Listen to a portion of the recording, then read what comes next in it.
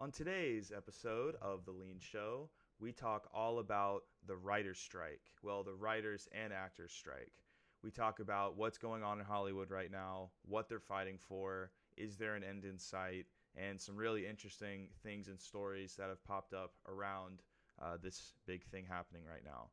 We also talk about some protests going on in the Hamptons about private jets. And I made a little test, a little quiz for Kathleen near the end of the episode where I give her a World War II story and she tells me if it's real or not. You're going to want to stay tuned for that one. That's a good one. And some other great stuff. So if you guys want to support the show, please consider giving us 5 stars on Spotify and liking and commenting on the YouTube, subscribing to the YouTube. We have episodes coming out every Sunday. And we have an Instagram and TikTok as well at The Leen Show, where we post clips throughout the week. Please go follow those platforms if you like the show. And thank you to Glazed Eyes for letting us use their single Way Down coming off their new album. And let's get right into it. Say the things you want to say, but don't forget the role I used to play. When you feel defeated, like your heart's been cheated, just think about me like before.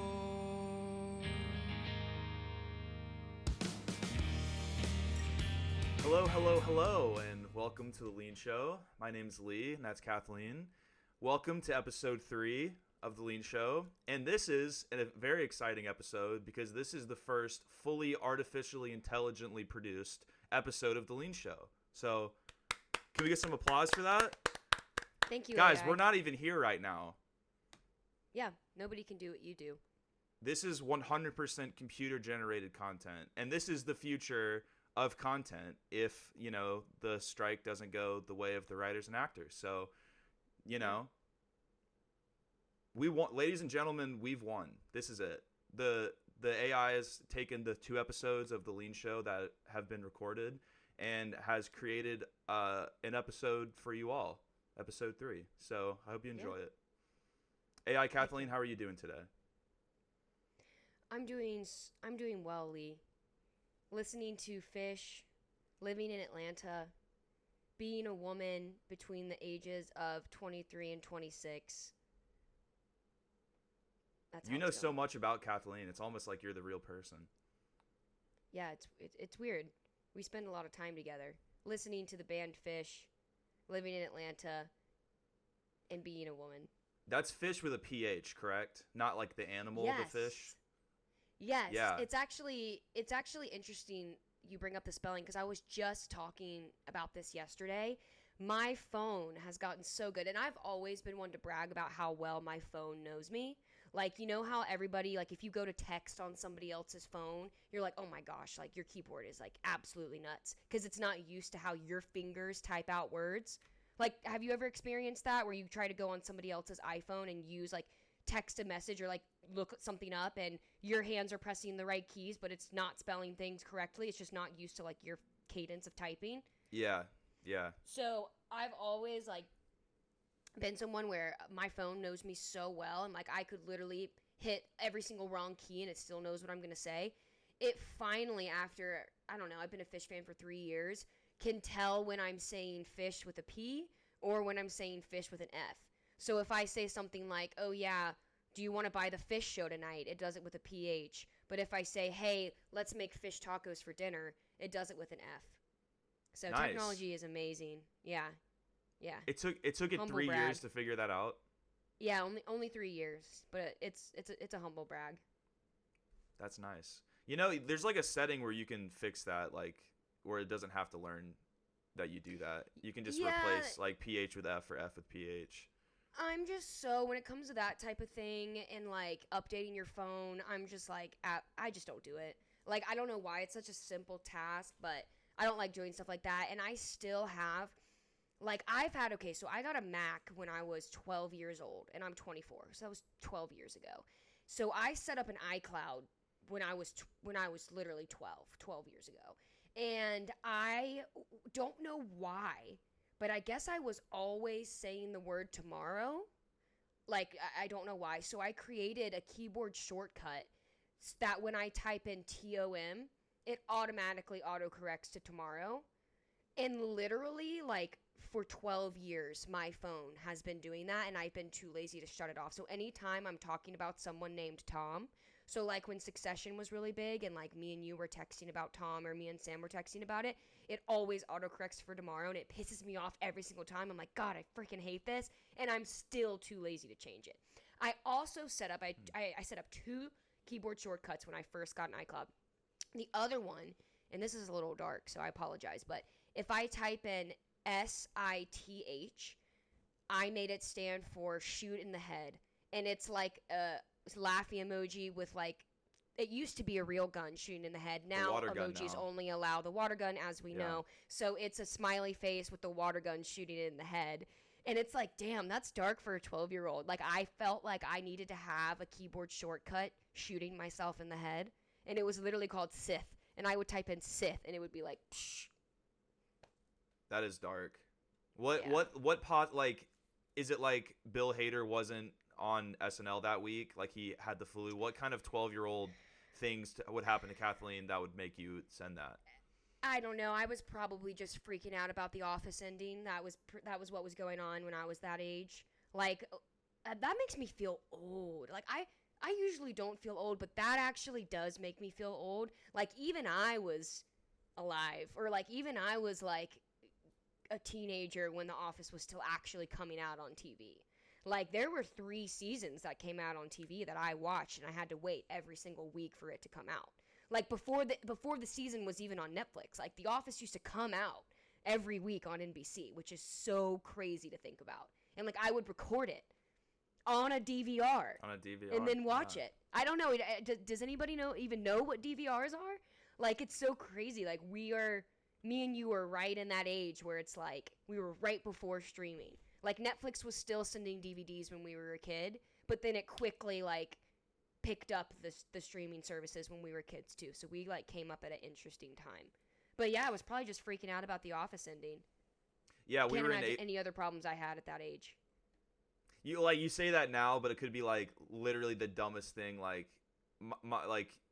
mom didn't get the kind of popsicles I like. She got, like, the grape ones, and I really wanted the blueberries, and now I need a SITH. Yeah, I didn't get the Vera Bradley backpack that all the other girls at Workman Middle School had, and I felt left out. Actually, no, I was one of those little girls that actually didn't want a Vera Bradley backpack, but I had them anyway just because I felt pressured to fit in. What about the lunchbox? I was never excited. The lunchbox combo, too. I mean, yeah, and I feel like that was because the Vera Bradley lunchboxes were always like that one gift that you could buy at any girl for her middle school birthday party. Like, I feel like that was such like a guy thing. Like, you get invited to some random girl's 6th or 7th grade middle school birthday party, and you're just like, what do I get this girl? Oh, I know. Let's get her a Vera Bradley lunchbox. Like, you've probably bought a girl a Vera Bradley lunchbox before, or something Vera Bradley, just to be like, girls love this. I'm sure I would have if I, like, was put in that scenario where I need to buy a present for a 13-year-old girl. I'm sure, yes, I would. And that's actually true for middle school boys as well. All you do is you get a large Nike t-shirt where the design is 90% of the front, and it says, like, level up my game, or, like, turn my swag on. Oh, my God. Turn my something swag like that. on. Yeah. All I do is win. Yeah. Cool story, babe. Now go make me a sandwich. One of those, Oh my God. Yeah. Iconic middle school t-shirts. Those were hot back in the day. Those were flying off the shelves in like 2011. Yeah. Those and the were they called Nike Stance, or what were like the Nike socks that were so basic but they were so expensive and like every guy wanted them. Like it was either like Nike Stance or like Nike. It wasn't Nike Pros, obviously. Those were like the little shorts, but it was like a specific type of sock, and they were the most basic socks, and they were so expensive, like $40 a pair or something like that. People were obsessed. I think they're called Stance socks. You mean like just like the plain ones, like the plain white? It's like a white tube sock and just has the Nike logo on it, and that's it. No, those are like the classic. No, these were like colored ones, but they were only popular for like I would say like a year, and they had their own branding. Like I think Stance is right. Like if you looked up, let me just look it up really quick.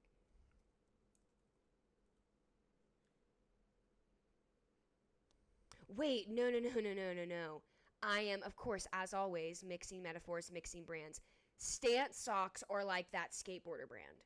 Those are like those skateboarder socks. Yes. Yes, Yeah. Nike. So it's not Nike Stance. If anybody that's listening to this right now knows what I'm talking about, please let us know. But it was like a specific brand of Nike socks that like blew up with middle school boys, and they were really expensive. They were colorful. They had like stripes on them. They weren't Adidas though. They were definitely Nike. I'm not sure 100%, but I'll take your word for it. Matter. That you know, whatever it is, it would go great with a big Nike T-shirt and then a pair of gym shorts that touch your knees and do not show any bit of your body, or like so baggy you look like, there's no bones Adam Sandler. beneath. Yeah, you're Adam Sandler. Yeah, you're Adam Sandler. Yeah. There you go. Yeah. Nice. Speaking of Adam Sandler, do you want to talk about the SAG-AFTRA strike? Yeah, let's talk about it. Because, he's a updates? member of SAG. He's one of the wealthier ones, but he's still a member of SAG. I don't think he's been out there picketing necessarily, but a lot of other big name stars have. Absolutely. Most recently, we've seen Bob Odenkirk do some, probably a little bit of like, hey, oh my God, let's get my media team to come at the picket line and film me. And, but fair play, he's there. Sure. Julia Louis-Dreyfus, probably same thing, but also cool you're there, because if the big name actors aren't really the ones presenting themselves at all publicly, and it's really just like spot actors or actors that no one's ever heard of on the lines, that's not really going to put a lot of pressure on the studios. So obviously it's very important for big name actors to speak out about it and to be out there and be present. But things have really escalated since the last time we talked about it. Really escalated. Right now there appears to be really no end in sight. They haven't sat down at the table and had a formal meeting, the studios, and first it was the Writers Guild, and now it's also SAG, so SAG-AFTRA combined now. Yeah. So and just to like put that into context really quick, like I want to say the Writers Guild only has, I want to say like 11,000 members. SAG has 160,000 members. That does not surprise me. So it's a really big deal that this is happening at the same time. It's the first time since 1960 that the actors and the writers are striking in solidarity together against the studios. And it's really crazy. And I want to say the first time since 1980 that the actors have struck in general. So it's been 42 years. It's a really big deal. Pretty much every production in town has been shut down, and there's really no end in sight.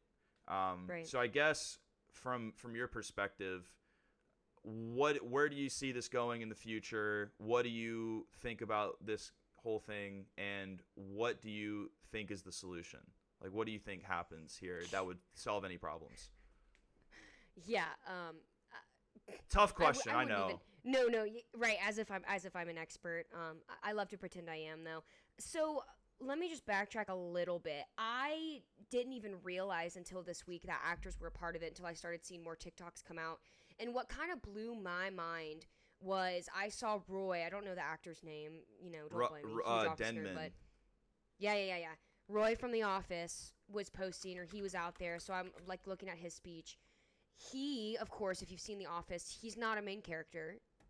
He's only in the first 3 seasons, and then he comes back for like 1 episode in season 8 or 9.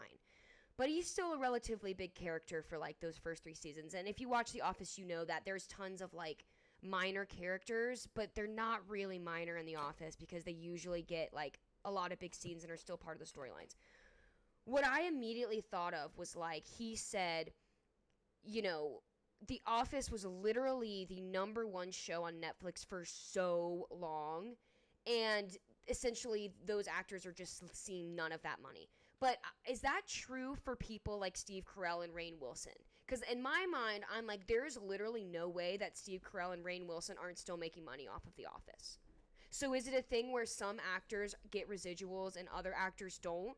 Because I'm like, there's no way that Steve Carell is not still making money from The Office in some way, right? Like, there's just no way. There's just no way. So it's different for every network. Every contract is slightly different. But the thing about The Office specifically is Denman is, so his name is David Denman. I just looked it up really quick just so people would know. Right. Yeah. David Denman. He was in 31 episodes as Roy. So Yeah, Jesus. he's in 31 episodes. Sorry. I mean, he's in like Sorry. every episode in the first 3 seasons almost. Yeah, like no, every he time they go to the absolutely is. warehouse, he's right there. So Yeah. So every deal's different. What the real sticking point is for Denman, I'm pretty sure, is that so The Office, yes, it was number 1 on Netflix for years, and it's probably the most profitable / the biggest sitcom of the last since Seinfeld, probably. So you can probably say Yeah. that pretty like clearly. So of the You know, you can say that to me. You can. I'm a number. The Office is number 1 to me on every billboard, every record ever, always. Yeah. So you can say the most popular sitcom of the 2000s, the last 23 years, is The Office. Mm-hmm. So Absolutely. because of that, and I don't know if you know this, like Comedy Central a couple of years ago, like bought the rights to it, like the TV rights. So they air an Didn't know that. they air an I unbelievable know they amount air of it. No, they air it like constantly every day because I go to hotel rooms and I know I can watch it on Comedy Central. I didn't know hours that. and hours a day of it. Yes. So those residuals probably pay relatively decently well because the whole Okay. argument is I'm trying to remember because I did a lot of research on this. I think it was so in the whole reason why there are cable residuals in general was the strike in 1960. That was like the number one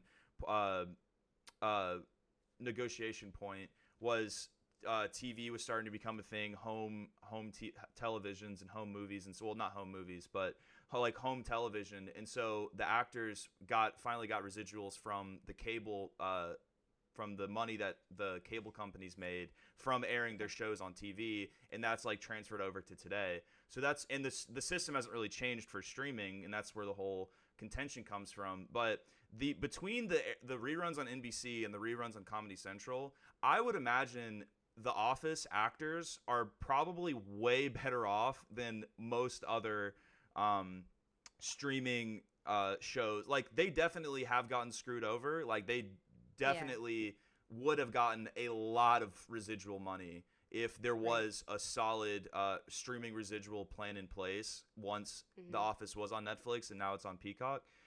Yeah. But what really is shitty though is that most of the big names and most of the TV shows of the last 5 to 10 years that have come out, I mean almost none of them are even on cable. So there's basically no residuals at all from those. Like, I don't know if you saw the video of, I forget her name. She was in Orange is the New Black. Did you see this video? I can't remember her name. I know her face, but no, I didn't see it. Well, it's a video of someone who had a minor but pretty, like a supporting character role in Orange is the New Black, and she showed her residuals check. And it's like for like $27, and it's like it breaks down. It's like she gets like 2 cents an episode that she appeared in.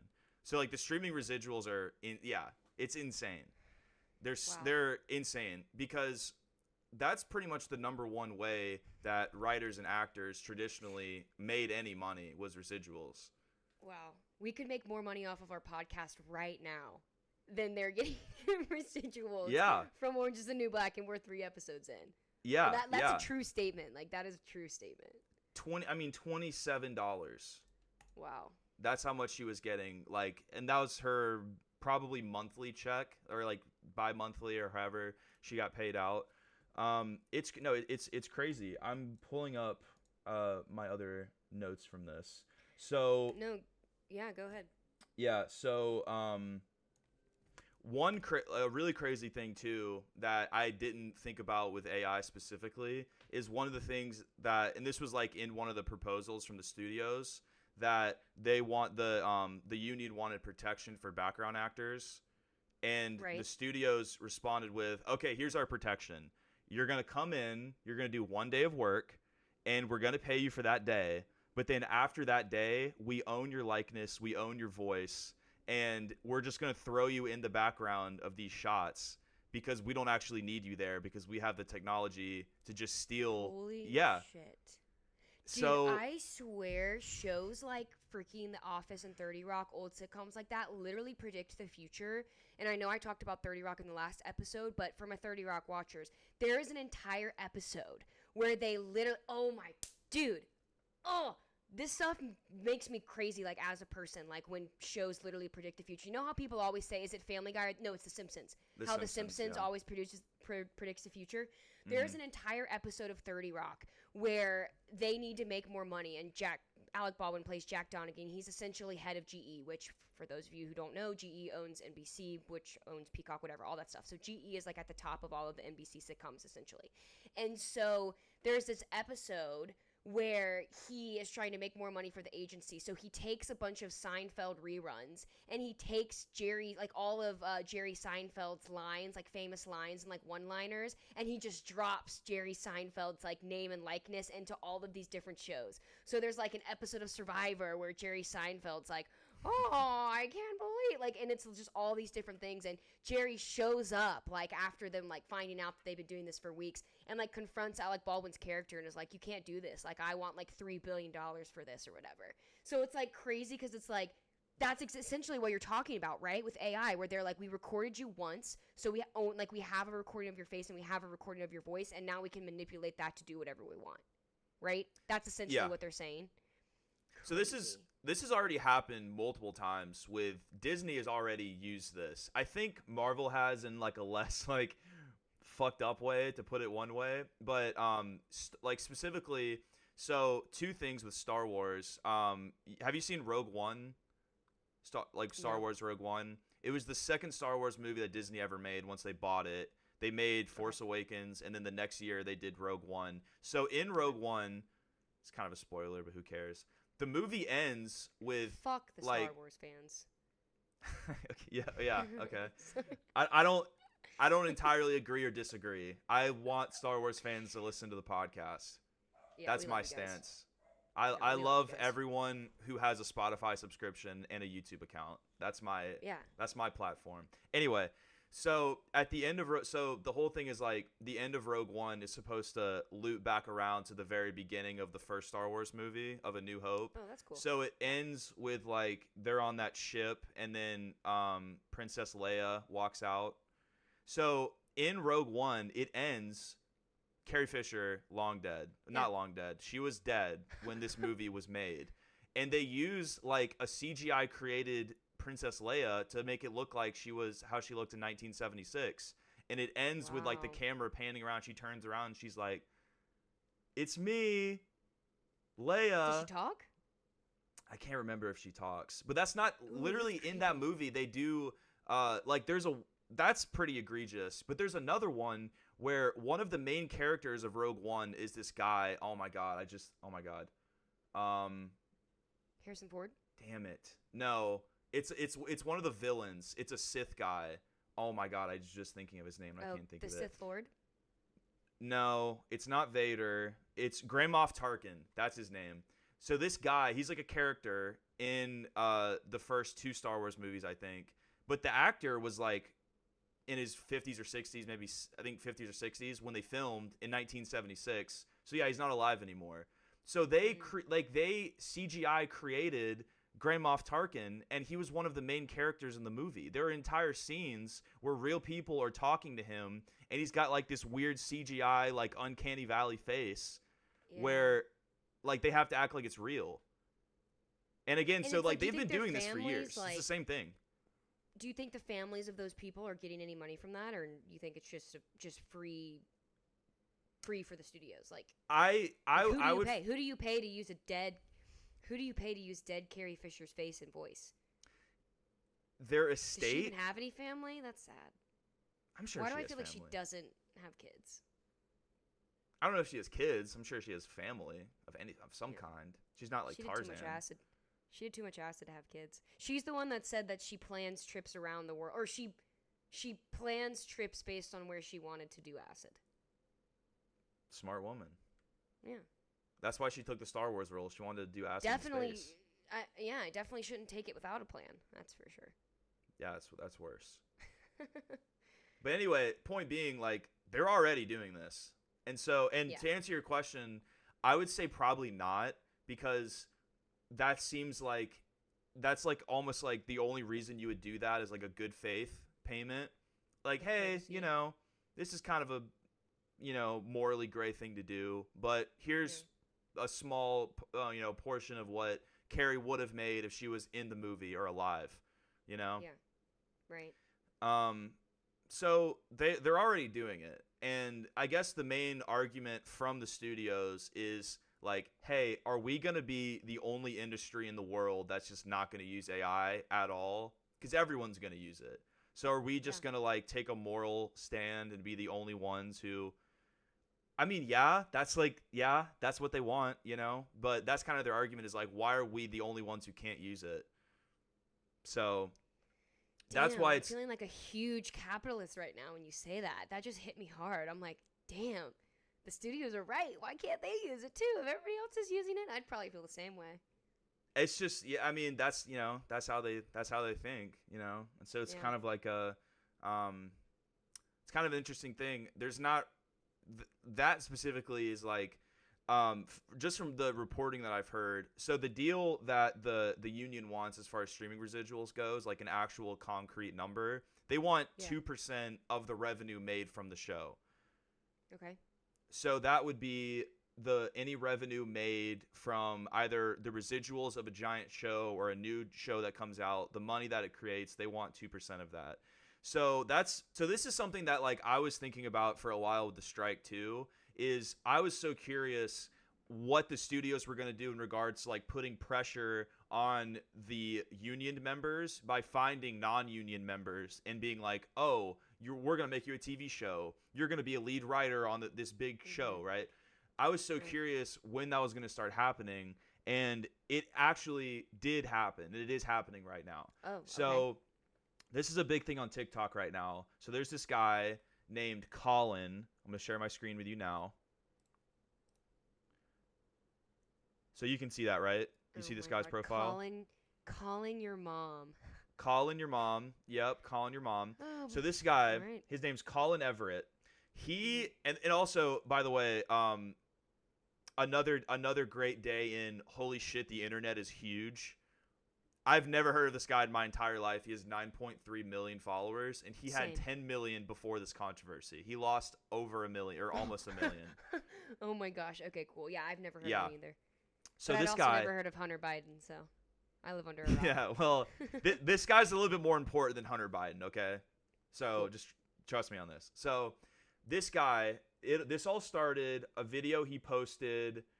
I have the video right here. So he posted this 3 days ago, recording on July 21st. So on July 18th, he posted this video. So this guy, 10 million followers. He, I like read an article about him, and they quoted saying he does PG humor. So very like when people say we don't want woke comedy, we just want just the jokes. I guess this is the closest thing to what they're talking about. It's so inoffensive. You could not possibly be offended by anything about it. Before I actually play this, let's just play a few of his hits. All right. Let's go with this one right here.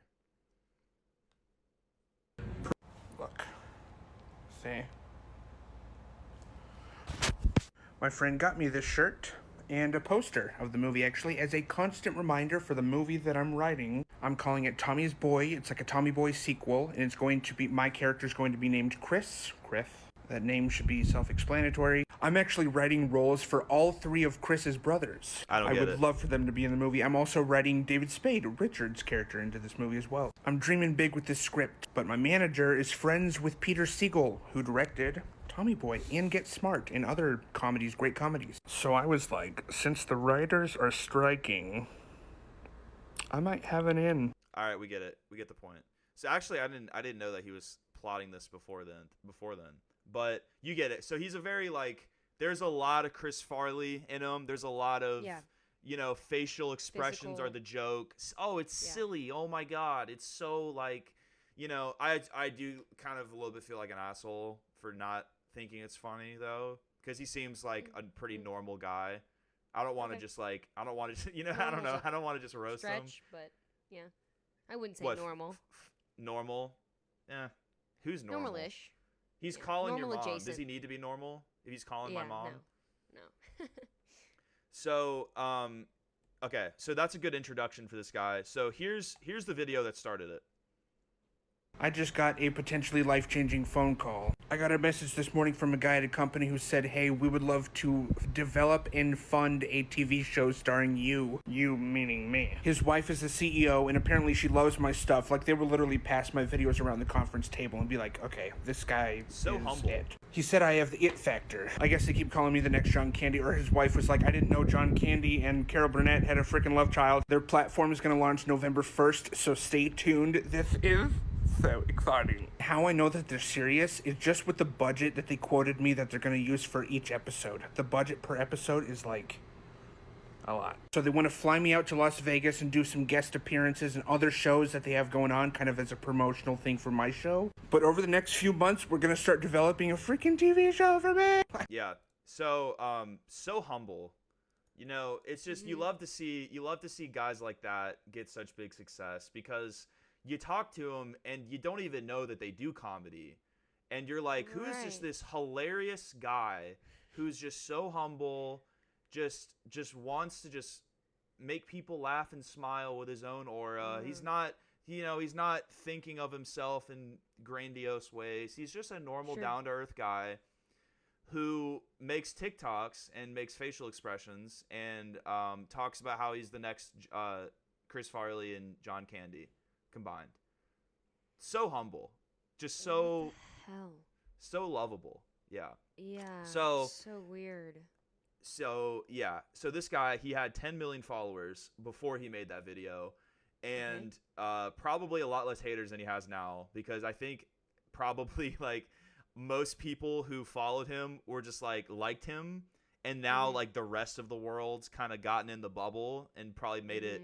I mean, the comment section was not great when I was reading it. Pretty toxic, which I don't like for the guy, but like being like you're like, because he was saying like, oh, I have an in, you know what I mean, because I'm not in these unions, like I'm not in SAG, I'm not in whatever. So yeah, so the term is a scab. That's the term. A scab is a non-union. It's like a broad term for like really any like picket crosser. That's the broad term they used. But yeah, he hold on. Am I still presenting? Can you still see this? Yeah. Okay, so this is his most recent video. I'm going to be quoted in the New York Times for what I've been saying on here. So, I wanted to come on here and apologize for stating myself so poorly. A lot of my information was not even correct. And I would go from making one point to making a whole other point, even in the same few sentences, and I'm really sorry for that. I don't like that I do that. Because I fully stand with the unions in their strikes against the corporate greed that is inside of Hollywood. Hollywood's gatekeeping and monopolizing the whole industry has to be counteracted in some way. Striking is the best, the loudest, and the most efficient way to do that. To have their unfair treatment be heard. All right, we get it. He didn't write that. That's like his Nor twin does he brother mean or that. something. Like that's literally not him. Like how long did it take them to train him to be able to like even speak like that? Like I felt like that was a completely different guy. No, I think I think what happened is he looked at his phone and went, "Oh wow, my agent, my manager, and the CEO of the managing agency want to get on a Zoom call right now." And they get on and they go, "Hey man, do you ever want to work ever again and be anything other than like a grocery store attendant? All right, you are going to read this word for word on camera, and you're going to do it in front of us and make sure that you really express your points." Yeah, that was the most like PR written thing I've ever seen in my whole life or heard in my whole life. That's crazy. Like the contrast from him being like, "My friend sent me this cool shirt, and I'm actually writing a fan fiction sequel of Tommy Boy, and I'm writing myself to be Chris Farley, and all these characters are in it, and I have an in because the dumbass unions are striking." And then 3 days later, he's like almost to tears, like, "This corporate greed will not go untouched. This corporate greed cannot continue." I mean, three days about apart. how much money, and it's like especially after bragging about how much money they allegedly were going to be paying for each episode of your show. People are so stupid, but it's also like this is just crazy, just how big all of this has gotten. Like it really is crazy. Like it's just absolutely taken over. Speaking of strikes, something that happened a couple days ago, and it's like, I don't have a stance on this. I just thought the video was hysterical. So I guess on Friday, or no, wait, that's wrong. Today's Friday. I guess sometime this week, people were picketing outside of, or protesting outside of the Hamptons airport. So it's like the one, and like the Hamptons it's not that big of an area. Like, you know what I mean? I mean, it's in New York. It's not like it's an entire state. So there's like one airport. Also, most people probably know this, but like if you fly on a private plane, most of the time, like you leave and fly into different airports than most people. Like they have different airports that like private planes typically fly into. Like, not to say that private planes don't fly into like massive commercial airports, but most of the time, like there are smaller airports. Like my sister took a private plane the other day and she did not leave from like Atlanta Hartsfield. Like she drove like an hour. What? One of her friends, just going to Pensacola. Okay. Yeah, I won't call it out on the podcast, but I'm sure you could guess what family Yeah. Jeez. has the plane. Cool. Yeah, but you know, we love them. We love them. We stan them. We drink their beer. So anyway, people are picketing this. So it's the airport that the private planes leave and come into the Hamptons from, and it's where all of the people essentially fly from New York City. All of the celebrities that live in New York City fly into this airport. So they were picketing because, and don't quote me on this, I'm quoting them, apparently 50% of like all jet emissions come from private planes. That's the argument that they were making. So they were like picketing this private plane airport, and they all were sitting, it was very hippie, it was cool. They were all sitting in a line, and they had these giant like PVC tubes, like big enough for you to stick your arm into. And every single person had both arms in PVC tube pipes. And they were like sitting crisscross in front of the airport, like with their arms and pipes, so like nobody could technically like get past. And anyway, so the whole argument is that private planes, you know, the jet fuel and the emissions are causing, you know, terrible whatever pollution to the environment. I'm sure they are. But what I laughed at so hard was, of course, there's like the classic, you know, I hate to say boomer, but that's what they are. You know, there's that classic boomer that's out there, and he walks up to the girl, and she has a megaphone. Do you have the clip? Sorry, do you have it on your desktop? Yeah, let's watch it. I do. Tax the motherfucking rich. Tax the rich. Tax the motherfucking Tax the rich. Tax the motherfucking rich. Right back. I mean, it's almost like, it's arguably like almost like a fish concert, but hang on, let me get to the... So this guy that comes up in the red shirt, what he says to the girl with the megaphone. The girl is the protester. The guy is obviously someone that owns a private plane. Just going to protest and walk away. And you are using fossil fuel. What charged the battery of that bullhorn? Wow, you got us. You got us. Yes, you're right. Private jets and the luxury emissions are the exact same thing as using batteries for a megaphone. You're so right. There are not that many private jets. Well, somehow they're still responsible for 50% of aviation emissions, which is the issue. Statistics. You can make them say whatever you want. So he literally Okay. goes, first off, he goes, see that megaphone you're using? Where'd that electricity come from? And she literally was like, so you're saying that batteries are the same thing as jet fuel? And he goes, statistics. You can make them say whatever you want. And I'm like, hey, he is not wrong about that. You can make statistics say whatever you want. But it's like, dude, like, I was just laughing. I was laughing at the hippie circle that they made. I'm laughing at the guy. There's always the guy that wants to, like, reason, you know? He's like, you know what? These people are protesting. I'm just going to go talk to them, right? I'm just going to go talk to them. We'll solve all of this. Like, that's never... And that's when they get screamed at the most. Because they're like, Yeah. who do you think you are? Yeah. I just love, she goes, yeah, she's like, you got us, man. You got us. Batteries and jet fuel are the same thing. Like, they're definitely, and he goes, well, there's just not that many private planes. Like, dude, you're right. Relative There's to probably what? Not that many. Yeah, no, and relative to what? I think so. If I had to guess, so what I've also always been told, private jets, because they're jets, they're faster than commercial planes. So, like, Kim Kardashian's plane can fly from Los Angeles to Vegas in a much shorter amount of time than a Delta flight can fly from Las Vegas or from LA to Las Vegas. So that's probably why it's true that they are making up 50% of the total emissions of all planes, because they're jets. Like, they're not commercial airplanes. Like, they're different airplanes, and they fly faster. Like, that's what I would say if I had to guess. But, you know, people are just out there protesting left and right today. I just thought that was an interesting way to do it. I've never seen the PVC pipe method. I don't know about you, but Yeah, I don't really get the utility from it. Is it just like to force yourself to lock arms? yeah, I think it's just like a communal, like, You know?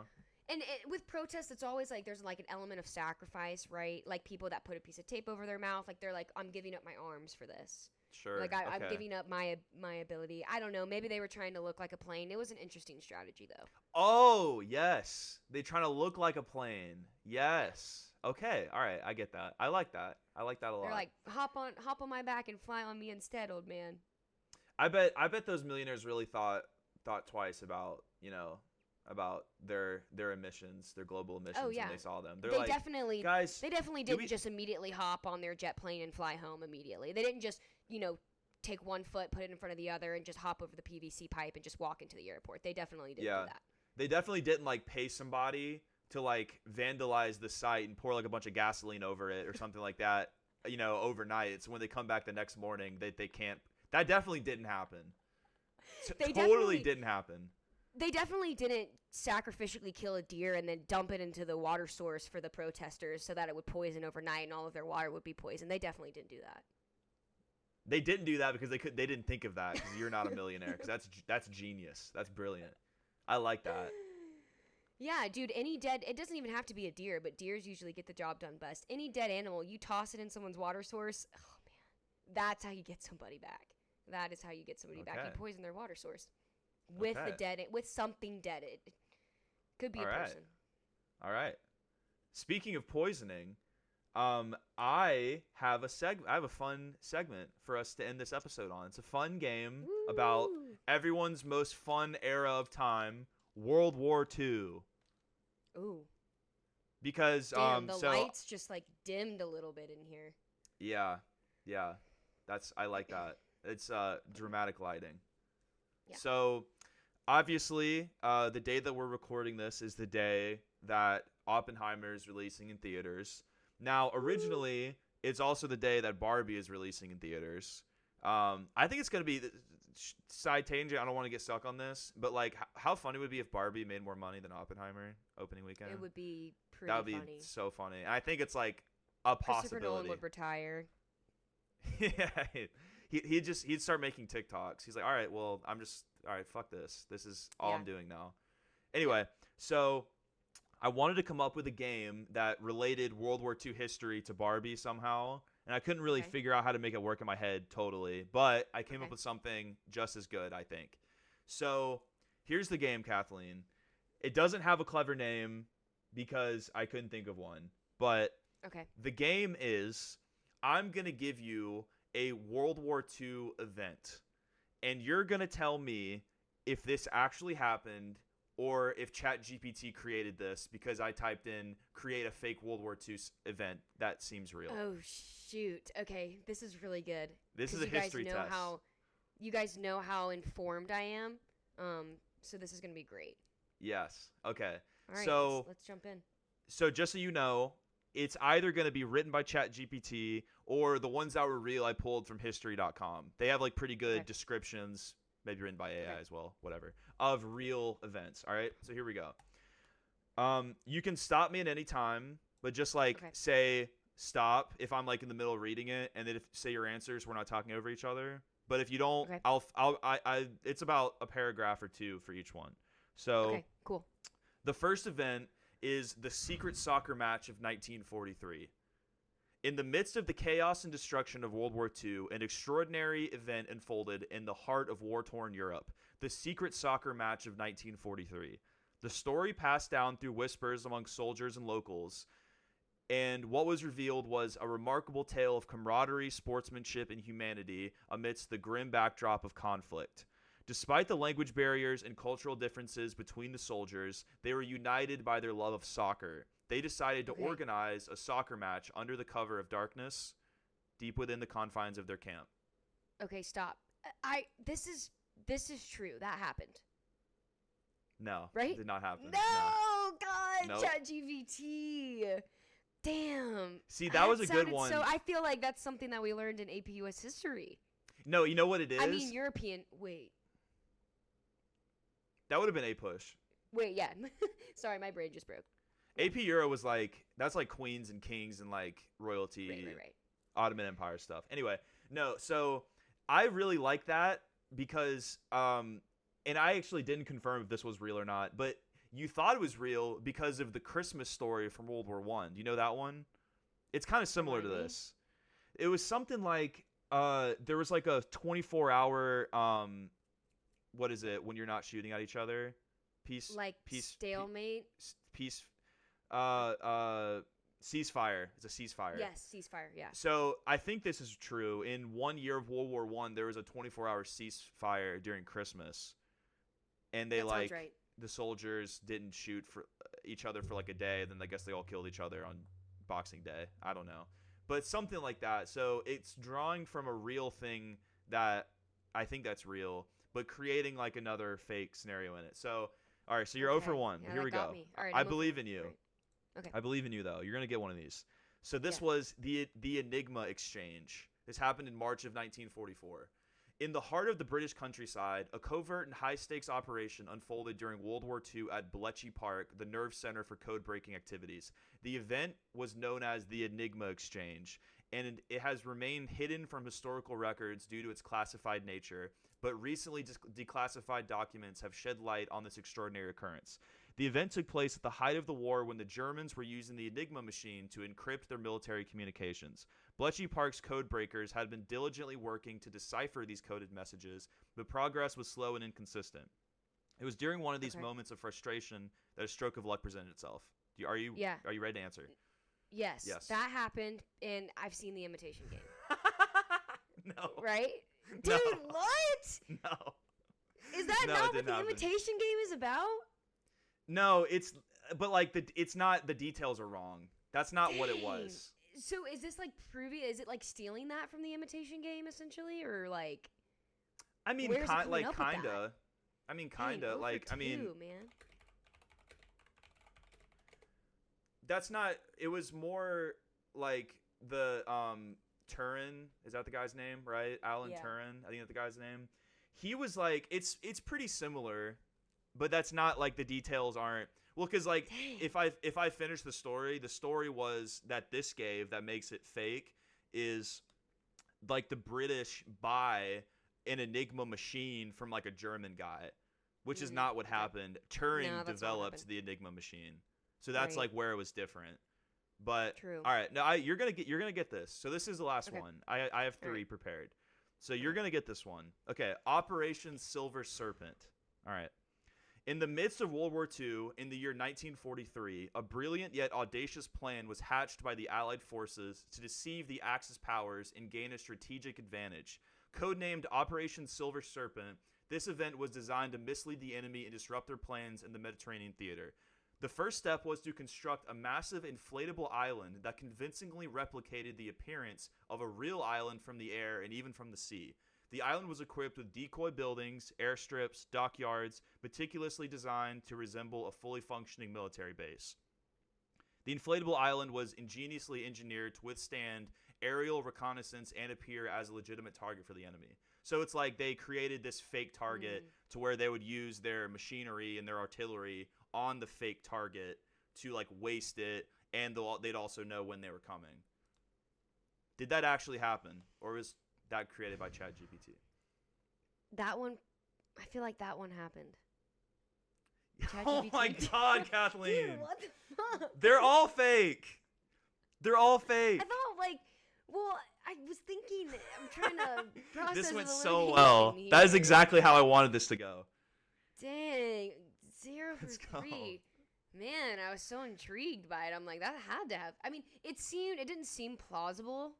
So I kind of felt like an idiot being like, yeah, that probably happened. But like at the same time, like that sounds like something America would do. Oh, totally. Like, so, but then I think my other doubt came from Silver Serpent. That is like too saucy of a name for the military. Like the Silver Serpent. That's way too saucy. It needs to be like Delta Aircraft Eagle or like Delta Delta Eagle deploy. Like it's not going to be the Silver Serpent. Like that sounds like a nightclub. Yeah, they don't have like Hollywood writers like naming their operations like that. Like they're not really, that's not really what they do. They're like Yes, Operation Sneaky Sally. That's the twist was they were all written by ChatGPT. That was the twist. I didn't take any of them from History Channel or History.com. I feel like an idiot. You shouldn't. Like it's the point. Like I think more so than anything, when I was like when I did this, I realized how insanely realistic all three of those sounded. Yeah, for real. I was like, Is that yeah, not, that, like, that definitely crazy? happened. And it was even like the first one. I was like, yeah, like I have a vivid memory of learning this in school. Like, and I fully didn't, but like that's how I felt. I was like, oh yeah, I remember learning that in school, and none of those things were true. It's like a Mandela I'm effect super thing. gullible though. No, yeah, literally though. Yeah. All right. Well, that was a huge success. Thank you for participating in my little game. You're but welcome. that was fun. If you That was want to fun. come up with any ways to make me look not smart, please do. It's good. It's great Okay. content both ways. I can just get you to name makeup brands again. It's we can't do it now because you did it recently for me, but that was pretty Yeah. funny. I'll think Yeah. of something. Or just like come up with fish songs. Be like, is this a real fish song or is this a Chat GPT created fish song? Dude, Or, like, read me that some would lyrics. be hysterical. That Yeah. would be hysterical. We need to do that next time. Wait, like literally, we need to do that next time. I'm writing that Yeah, down. write it down. We'll do that next week. That's a little teaser. Yeah, teaser for next week. Yeah. A tweezer, if you will. That is gonna be so hard. And it's like we should do it both ways too. Like you should do it to me too, because I actually know the lyrics. You know what I mean? So Yeah, like, yeah. But I don't know all of them. Speaking of fish, I got my hat on, guys. Surprised that thankfully my ring light is giving it a very beautiful glow, but it's filthy. It's absolutely filthy. It's got red clay all over it. Yeah, man, for my fish fans out there, went to a 3-night run this past weekend. Went Friday night, I went Saturday night, I went Sunday night. Sunday night, we had 7 people stay in my 1-bedroom apartment, so it was very 60s. But yeah, it was amazing. I mean, always. Alpharetta is like one of Fish's big venues now, so like they just absolutely smashed it when they went there 2 years ago, and so now it's like we knew it was going to be an incredible show because it's one of their like favorite venues now. Honestly, I don't really have too many crazy stories. It was a pretty tame run. We've had some scary runs at Fish before, so this one was pretty tame, which I was happy about. But yeah, that's pretty much all I have to say about it. I wish I had like some better stories. Got some crazy food. They have these things called Jerry rolls, which for my foodies out there, it's essentially like instead of 1 egg roll wrap, they take 2 egg roll wraps and they create this like mega giant like burrito sized egg roll. I guess my only beef though is that so much stuff there is vegetarian. And like I'm not like against vegetarian food, but like I need a bit of meat in my meal, right? Like if I'm gonna have a meal, there tends to need to be a little bit of meat in it. So I only got one thing. It was like a barbecue Mac Daddy grilled cheese. So it was a fresh grilled cheese, Texas toast, literally barbecue as he was pulling it like off like the butt. Like I watched him like pull the meat off and like plop it onto my sandwich. So that was amazing. But everything else there is typically vegetarian, so it's like super, super hippie, super vegan. But no, it was a great time. That's awesome. The Jerry roll sounds really good. I've never really thought good. about doing that. Yeah, and they poke a hole in the top of the egg roll and they just dump like soy sauce and like sweet and sour sauce in it. Ooh. It's one of the Sick. craziest things I've ever eaten. If you could probably, I mean, it's not just limited to fish. I mean, it's called a Jerry roll, so I'm sure the guy sets up at Dead & Co shows too. But you could probably find it if you looked it up. Speaking of weird foods, the last thing I wanted to talk about today, Lee, you may sorry guys, I dropped my sticky notes. Have you seen all the stuff about cottage cheese? No. So I'll end my spiel today with this. As all things in history go, the world is cyclical and things come into pop culture and they leave pop culture. Literally same thing with like the newest fad food. Like it was kale at one point. It was cauliflower at one point. It was quinoa at one point. Like, you know what I'm talking about? Where people are just pushing. Like, they're like, everything has kale in it, everything. Oh, we're going to make a pizza out of cauliflower. We're going to make bread out of cauliflower. We're going to make french fries out of cauliflower. The same thing is happening right now with cottage cheese, and I'm freaking over it. All of my TikToks are like, have you seen the one where it's like, chicken sausage, mustard, cottage cheese, broccoli, mustard. You haven't seen this? No. It's huge on TikTok right now. There's this girl that basically said to, like, one of her weight loss strategies is she makes a plate of food, and it's a chicken sausage, broccoli, celery, carrots, hearts of palm, which I don't even know what that is, and then just a pile of mustard and a pile of cottage cheese. Oh. And she takes every single element on the plate, and she dips it in the mustard and the cottage cheese. Oh. It's all over TikTok. It's all over, and everybody's trying it and being like, it's almost like the fruit roll-up ice cream thing, where it's like one person did it and now everybody's doing it, except that's actually good. This, I'm not even willing to try because I hate cottage cheese and I hate mustard.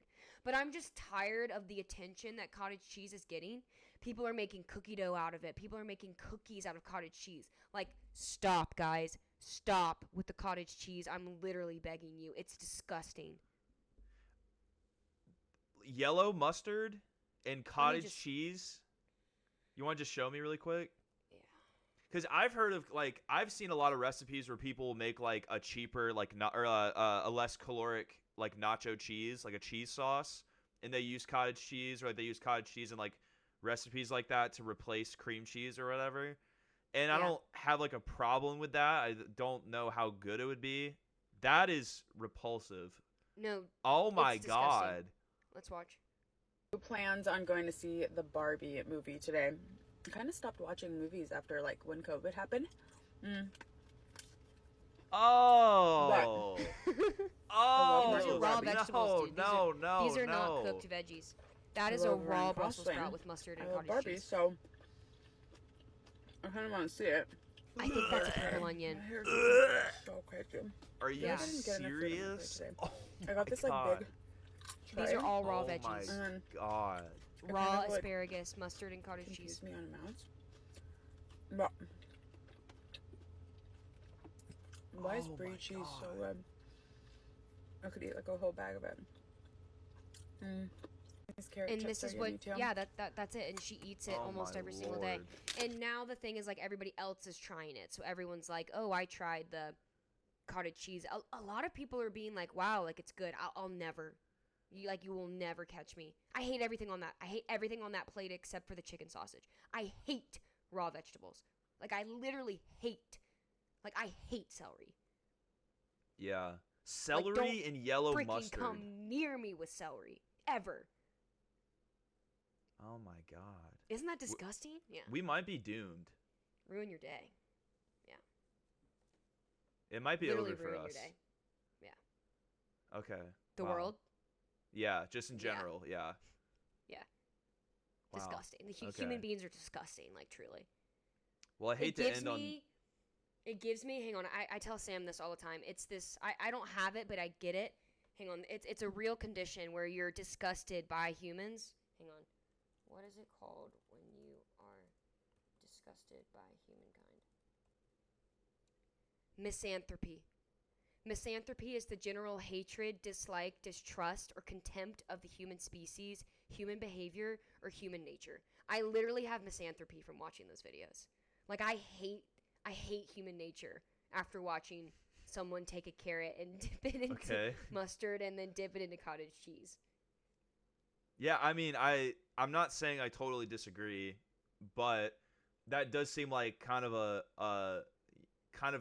something I wouldn't want to label myself. Like, yeah, I'm a bit of a misanthropist. I hate every person who's ever lived and is currently living. I'm just not a fan of them. That's not what I want to label myself as necessarily. No, I'm not labeling myself. I just get spouts of misanthropy where I'm like, oh God, oh, yeah, disgusting. Yes, but okay, I can't be the only one. I can't be the only one. No. Where are my misanthropists out there? Comment #misanthropy. Okay, misanthropy talk. I'm sorry. Is there a misanthropy talk? I'm sure. Nice. Okay, well, that is not a great place to end it, but I guess we have to end it now, unfortunately. You know, that's how it rolls sometimes. Sometimes we end on positive notes, and then sometimes we end on raw vegetables with yellow mustard and cottage cheese. So that's life. And in the words of Ron Burgundy, that's the way the cookie crumbles. That's the way. Well said. The cookie crumbles, America. Well said. So, thank you guys for listening to this great episode. Again, the first fully AI created episode of the Leen Show won't be the last. Won't be the last. You know, we'll try to see if Lee and Kathleen feel like recording next week. If they don't, you're getting more AI. Yeah. But you're still getting content, so be happy with it, you know? They're on break. So they're summering in the Hamptons right now, and they're stuck because people are blocking the airport. Yeah, they're just circling up in the air over and over again. They can't land. Yeah, so it's actually even worse because they're just burning even more jet fuel because we can't land. Like we're, you know, on the Leen Show jet has to go somewhere. Yeah, seriously, it's been days, guys. It's been 3 days. They're just circling different airports, but they're gonna run out of gas eventually. So get used to us, cause Lee and Kathleen might not be around much longer. Yeah. So thank you guys for listening. If you guys like the show, please give us 5 stars on Spotify. We've already got some 5-star reviews, which is awesome. The reviews really help. So 5 stars on Spotify. If you're watching on YouTube, please like the video, leave a comment. Maybe tell us your least favorite thing about our physical appearances. You know, how about that? What's your least favorite part of us, our physical appearances? Is it my nose? Is it my pale skin? Is it my incredible backdrop? Just let us know your real thoughts. So. Oh my gosh, please do. Yeah, tell us what you hate about us. Yes. So also we're on Instagram and TikTok at The Leen Show. We post clips. We've only been doing 1 clip a week, but I think as we start stockpiling episodes, I'm going to start going back and making new clips from older episodes, so we'll probably get like a couple a week going. So if you're interested in that, please follow us there. We reached over 100 followers on Instagram. We have like 117, 118 right now, which is very exciting. Yeah. We're at about 100 on TikTok, also very exciting. And yeah, you know, we've gotten some great feedback, and you guys are great. And on a serious note, we are real, and we are real people, and we appreciate the feedback very much. So we wish we were in a private plane right now, but that's not on the roadmap for this season. So maybe season 5. Hopefully, yeah. Hopefully it doesn't take that long. Hopefully like 3, you know, maybe like halfway through season 3. We'll shoot for halfway through season 3. Yeah. Mark our words. If we don't have a private jet halfway through season 3, we're doing something wrong. We're an utter failure of a podcast. Utter failure. Yeah. So, thank you guys for listening. Thank you to Glazed Eyes for letting us use their single Way Down as our intro and outro. They have an album coming out soon. Once we get information on that, or whenever their album comes out, we'll be sure to promote it as well. This is a single from that album, I believe. So please go check them out on Spotify as well. Glazed Eyes, 2 words, and play us out. Thank you guys for listening.